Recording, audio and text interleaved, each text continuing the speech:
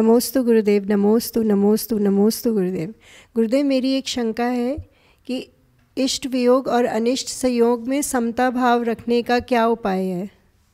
कृपया मेरी शंका का समाधान करें। नमोस्तु गुरुदेव। संयोग और वियोग ये प्रगति का नियम है।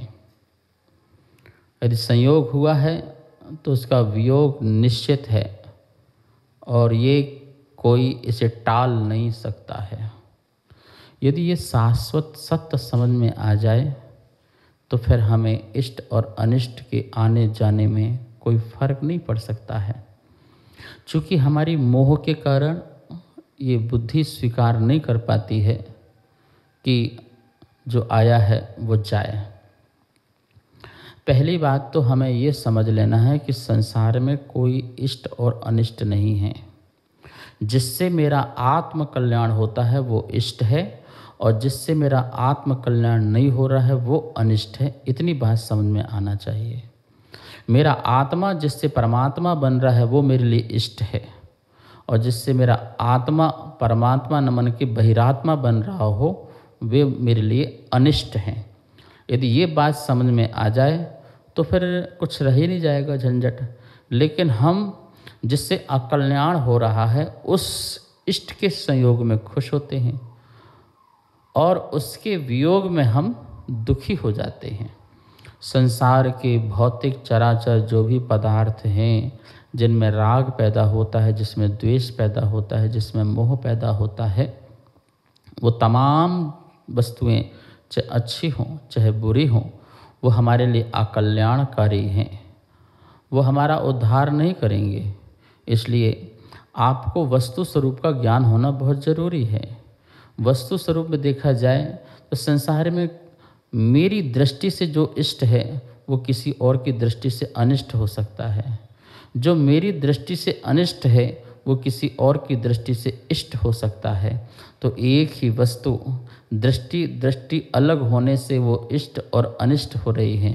तो क्यों ना हम वस्तु के प्रति इष्ट अनिष्ट रखें और अपितु हम इष्ट और अनिष्टता के व्यवहार को छोड़ करके जिसमें अनिष्टता मेरी आत्मा का हो रहा हो उसे छोड़ें और जिसमें मेरी आत्मा का इष्टता हो रहा हो उससे हम अपने आप को जोड़ें। नियम से सबके प्रति फिर क्षमता का भाव हमारे मन में आत्मा में प्रकट हो जाएगा। आचार्य श्री, वैज्ञानिक लोग जो दूर दराज में कोई भी इन्वेंशन करते हैं तो उसको बाद में हम लोग बोलते हैं, हमारे धर्म में बोलते हैं ये तो हमारे यहाँ पहले से ही था। उस चीज़ को हम लोग अपना जितना प्रसार प्रचार वो लोग करते हैं उतना प्रचार प्रसार हम लोग क्यों नहीं कर पा रहे हैं? और उस चीज़ का ज्ञान अभी तक हम लोग जो है क्यों दबा के रखे हुए उसे क्यों नहीं उजागर करते हैं? धन्यवाद। धर्म तो निश्चित ही वैज्ञानिक होता है, क्योंकि जो धर्म जिन लोगों से कहा गया है उन्होंने अपने ज्ञान में सब कुछ देख करके बताया है। जब उनके ज्ञान में झलका सो न बताया।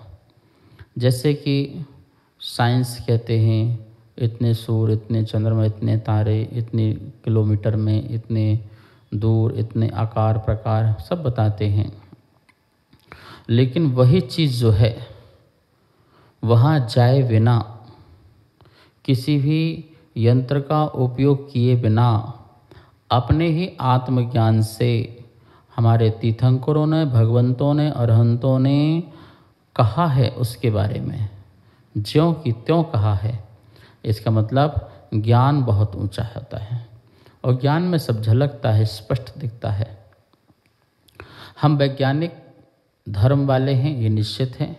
हाँ, ये हमारी कमजोरी है कि हम उसे किसी के सामने प्रैक्टिकल रूप में प्रकट करने में असक्षम रहे, क्योंकि हमने उस ओर ध्यान ही नहीं दिया है। यदि हम उस ओर ध्यान देते, रिसर्च में ध्यान देते, उसकी खोज कराते और लोगों को बहुत ही साइंटिफिक तरीके से प्रैक्टिकल रूप में दिखाते तो जैन धर्म की और भी बड़ी प्रभावना हो सकती है। और आवश्यकता है, समाज को आवश्यकता है कि इस ओर सोचने की, साइंस की ओर सोचने की आवश्यकता है।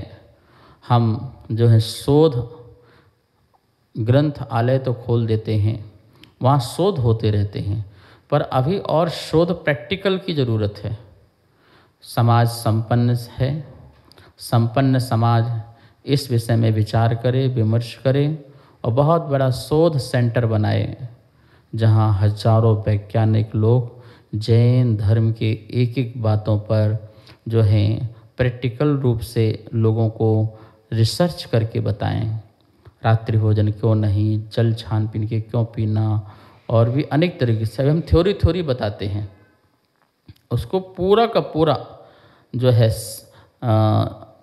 केमिस्ट्री से, फिजिक्स से, गणित से, लौकिक अलौकिक गणित से, इन सब के माध्यम से जो है हम सामने रखें। निश्चित ही यह विश्व की शांति के लिए और विश्व में लोगों के लिए बहुत ही काम आएगा, तो उसमें काम होना चाहिए। कार्यक्रम अगमधारा के पुण्यार्जक थे श्री दिगंबर जैन मंदिर, लोधी कॉलोनी, दिल्ली।